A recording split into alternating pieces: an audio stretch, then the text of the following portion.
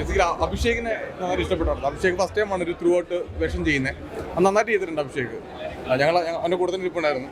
നൈസാണ് അഭിഷേക്. എനിക്ക് ഏറ്റവും കൂടുതൽ ഇഷ്ടപ്പെട്ടത് അഭിഷേകിന്റെ പെർഫോമൻസ് ആണ്. പിന്നെ മാരാരും എല്ലാവരും നന്നായിട്ടുണ്ട്. അവൻ ഓൾറെഡി അവൻ ഒരു ആർട്ടിസ്റ്റ് ആണെന്ന് ആഗ്രഹമുള്ള ആളല്ല അഭിഷേക്. അവനത് മാക്സിമം സൂപ്പറായിട്ട് ചെയ്തിട്ടുണ്ട്.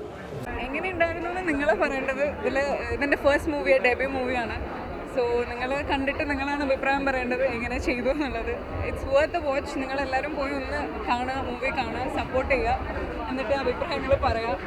അത്രയുള്ളൂ. ആദ്യമായിട്ടായതുകൊണ്ട് ഫസ്റ്റ് മൂവി ആയതുകൊണ്ട് അതിൻ്റേതായ കുഴപ്പങ്ങളുണ്ടാവും. അതൊക്കെ നോക്കി കണ്ട് ക്ഷമിച്ച് പടം കാണുക, സപ്പോർട്ട് ചെയ്യുക. അത്രേ ഉള്ളൂ. Thank you. നല്ല മൂവിയാണ്. അഭിനയിച്ച എല്ലാവർക്കും നന്നായി അഭിനയിച്ചു. അപ്പോൾ ഓൾ ദി ബെസ്റ്റ്. അഭിഷേകം ഉണ്ടായിരുന്നു, അഖിലുണ്ടായിരുന്നു, പിന്നെ ബിഗ് ബോസിൽ സെറീന ഉണ്ടായിരുന്നു, പിന്നെ എല്ലാവരും അടിപൊളി. അപ്പോൾ മൂവി എല്ലാവരും വന്ന് കാണുക, എക്സ്പീരിയൻസ് ചെയ്യുക. Thank you. നല്ല മൂവി.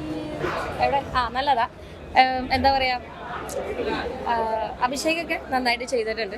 എല്ലാവരും ഫസ്റ്റ് മൂവിയാണ്, അപ്പോൾ അതിൻ്റെതായ ഒരു പ്രശ്നങ്ങളേ ഉള്ളൂ. പക്ഷേ ഇനി വരുന്നതിൽ എല്ലാവരും ഇതിൽ അഭിനയിച്ചിരിക്കുന്ന എല്ലാവരും അടുത്ത മൂവികളിലെല്ലാം നല്ലതായിരുന്നു.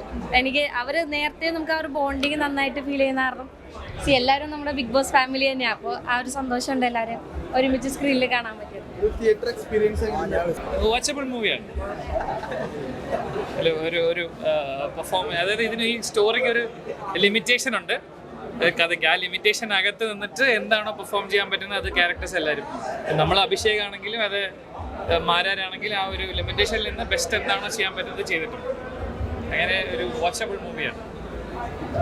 ഓക്കെ.